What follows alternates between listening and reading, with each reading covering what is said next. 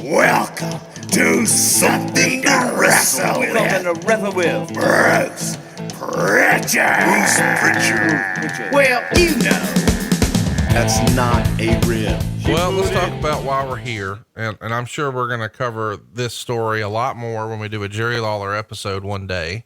I do think he's probably one of the handful of profiles that I want to do more than others, just because nobody's got a story like Jerry Lawler. Meltzer would report Jerry Lawler, longtime co-owner of the United States Wrestling Association and one of the most enduring regional headliners in the history of pro wrestling, was indicted on November 12th of 1 count of second-degree rape and 3 counts of second-degree sodomy and 1 count of harassing a witness. Lawler, who was scheduled to be arraigned in Louisville on November 22nd, was charged by Jefferson County, Kentucky grand jury of the 5 counts in reference to an alleged encounter with a 13-year-old Louisville girl. He was also being investigated for criminal allegations in southern Indiana on what are allegedly similar circumstances. I guess we should mention Jerry is 43 at this time. He's going to turn 44 on November 29th. The World Wrestling Federation, faced with its own image problem over many printed allegations of sexually deviant behavior among 2 of its former employees, a steroid scandal, and a nearly 2-year-long Justice Department investigation, which went public in the New York mainstream media with front page Newsday story less than 2 weeks prior, immediately suspended Lawler without pay upon receiving word Friday of the indictment, even though he was the company's hottest heel. His match on November 24th, the Survivor Series pay-per-view, where he was the team with 3 unknown masked knights against Brett, Owen, Keith, and Bruce Hart, was considered by most to be the top drawing match on the show, even though it was positioned by the company as second from the top. Company officials announced the next evening on its radio WWF show that Lawler had been indicted on 5 charges in Louisville and put on immediate hiatus from the WWF, pending clearing up his legal situation. The company, on the same show, announced that Shawn Michaels would be replacing Lawler in the Survivor Series, and Michaels is expected to be Lawler's replacement in many of the already advertised house show matches with Bret Hart in the upcoming weeks in some markets. Jeff Jarrett will be replacing Lawler in matches against Bret in other markets, including the early December California shows. Lawler's role as a co-host on WWF Superstars as of this coming weekend will likely be taken by Bruce Prichard, who will use the television name Rio Rogers, doing a heel character designed to be a parody of WCW booker Dusty Rhodes. A lot to talk about here. But let's talk about where you were and what you heard about Lawler's legal troubles. Look, all I heard was exactly what you read. And here's where you always have to be careful, because when you're involved in things like that, you don't want to know. Right. You don't want like the last thing that anyone wanted to do was speak to Jerry Lawler and say, Jerry, what happened? I don't want to know. I don't want to hear it, because I don't want to be called as a witness. Let the court, let the investigators and the lawyers and everything do their part, do your investigation, and whatever they come up with, fine. But it protects, Vince is funny when you say, why didn't you know? Well, Vince didn't tell me. Why didn't Vince tell you if you're right next to him? To protect me. And that was how he looked at it. And that's how we always operated. If I didn't need to know, I didn't want to know. I didn't want to know what was going on in Jerry Lawler's life, because I didn't want somebody to come to me and say, hey, Bruce said this or Bruce said that. So I only knew what was being printed. We didn't discuss it amongst ourselves, other than how does it affect business?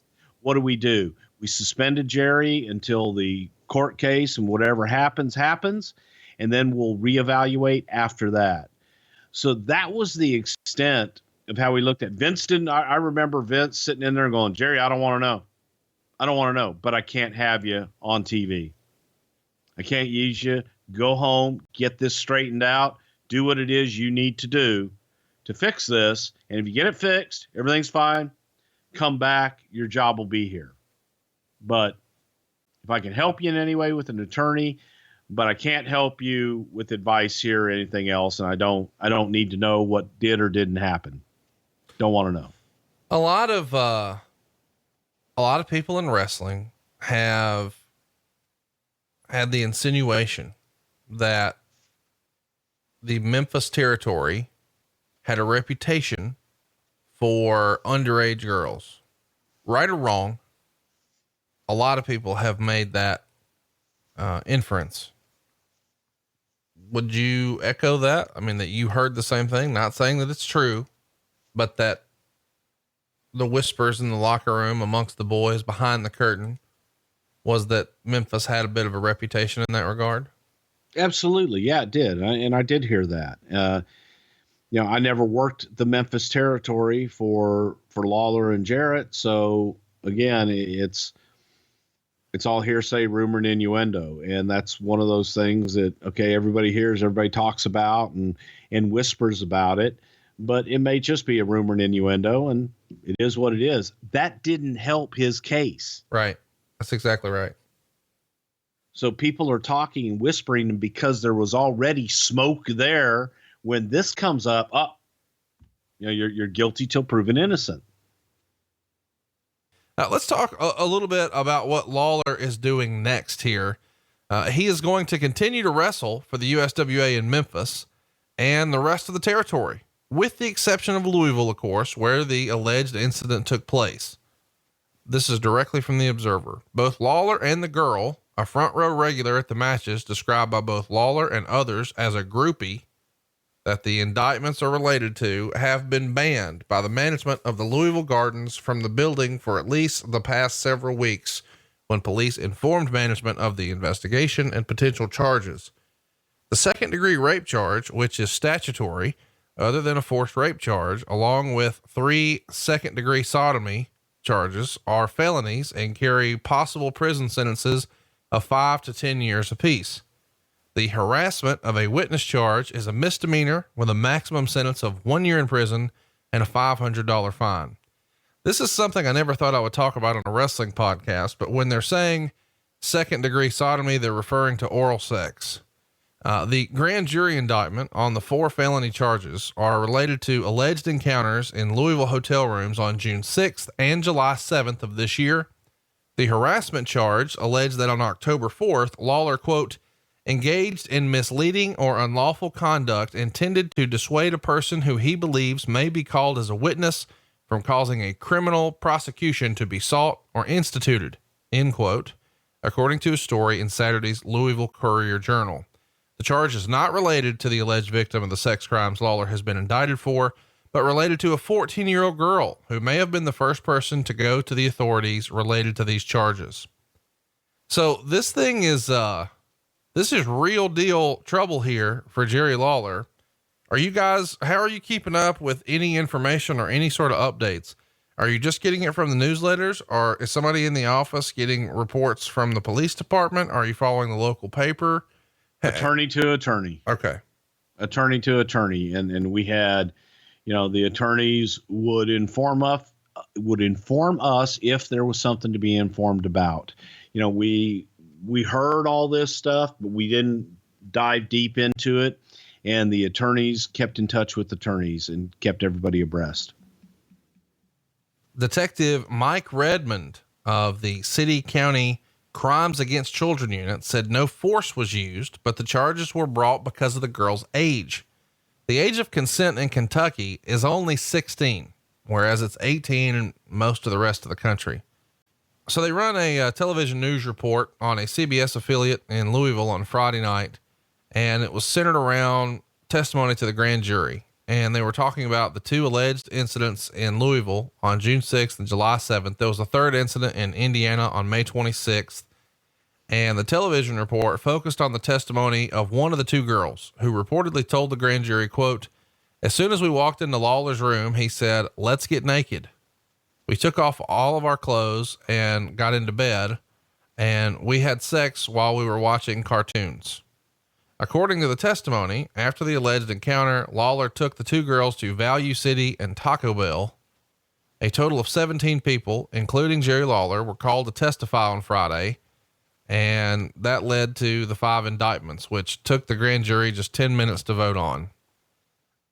Not good news here According to Grimm's report, a second wrestler, Bill Martin, who formerly worked for the USWA as young stallion Bill Marino, was also linked to the case in testimony, but he wasn't indicted.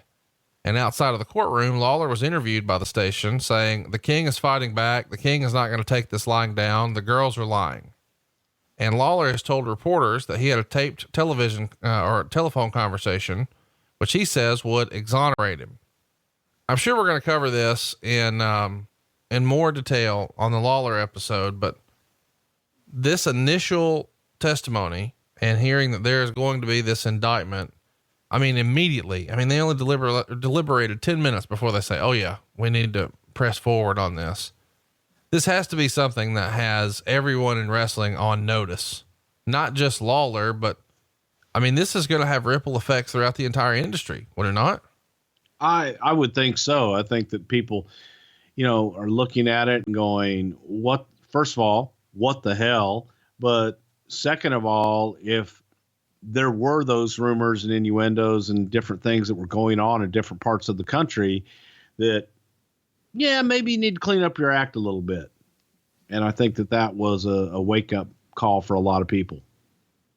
So there's a phone call between Jerry Lawler and Wade Keller that gets picked up in the news, where Lawler said something like, "This was a situation where a couple of young wrestling groupies were bragging about some supposed sexual conquest to some friends of theirs, and it snowballed from there. And as it was relayed from one person to another.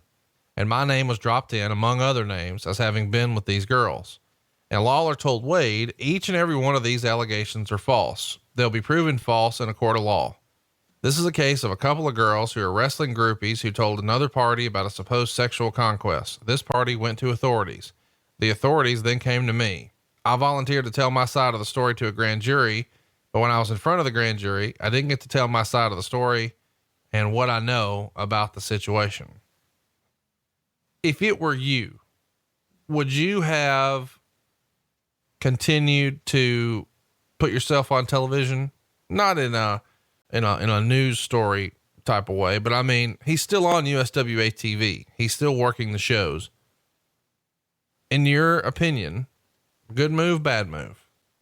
In my opinion, I wouldn't have continued to be on television, and I would want to get it behind me as quickly as possible. But I wouldn't put myself out there to be in a fictitious storyline that is perceived as real. No, I wouldn't have done that.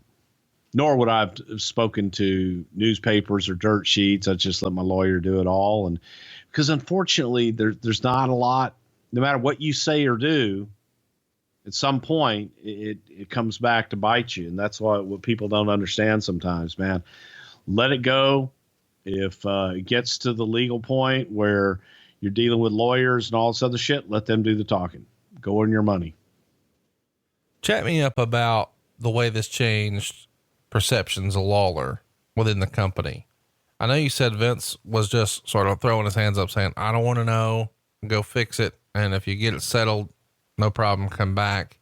He's still relatively new in the company, but we've heard a lot of guys, didn't have the best experience working that Memphis territory. And allegedly when he comes in, some guys are wanting to stomp his crown. Other guys are wanting to take a shit in the hat. When this comes out, this feels like something where maybe the office is sort of tight-lipped, but the boys are going to have a field day with this story, are they not? Probably so, but Vince is the type of person that he is going to judge you on how you treat him and how you work with him one-on-one. He doesn't take a lot of things, especially rumor and innuendo. He doesn't take a lot of that into account. He judges someone on a one-on-one basis and how they deal in this environment, not how they deal outside in a different environment. So people get the benefit of the doubt with Vince, and that's what he was doing with Lawler. Lawler's attorney, of course, is pushing that, this is all trumped up make believe from the 13-year-old Louisville girl and her mother, who was the third party that Lawler was referring to. After the arraignment, Lawler, of course, pled not guilty there to all 5 charges. None of the charges were dropped. So he posts bond, only $1,000. And then he returns to Memphis for largely positive press, which I think in hindsight is kind of shocking, but that's what happened. And later in an interview with the Pro Wrestling Torch, he said that, you know, he expected the charges to be dropped very quickly, as soon as the next day. So it's written in the Observer that the WWF officials have decided that Lawler would return to both his wrestling and announcing duties with the group if or when he's absolved of all charges, just as you said. But with word throughout wrestling on Sunday sort of circulating that Lawler had already been cleared, the talk was that he might be back for Survivor Series after all. And a lot of this comes out because, quote, the young lady says this never happened. It just got blown out of proportion. And when she tried to stop the prosecution, the authorities did not want to. They didn't want to hear the truth. And Meltzer would say at press time, a Louisville station had already taped an interview with the older brother of the alleged victim, which the station was taking to lawyers to decide whether or not it could air, since the older brother was still under 18. And Massey says that Lawler had given the girl and her mother nothing in exchange for the statement, and that no civil suits had been filed in either direction, and there was absolutely no monetary settlement. So this feels like a sort of false alarm here. When you guys hear, you know, prematurely, Lawler's been cleared, and it does look like these charges are going to go away. Is there a consideration of reintroducing him back into Survivor Series? Or at that point, since you'd pivoted to Sean, you were going to see that through no matter what? We'd already made the pivot, and we're just going to see it through and then bring Jerry back.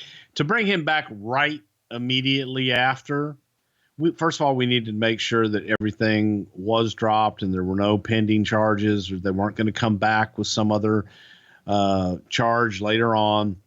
So we had already made the change to Sean. We didn't want to flop back and forth and back and forth.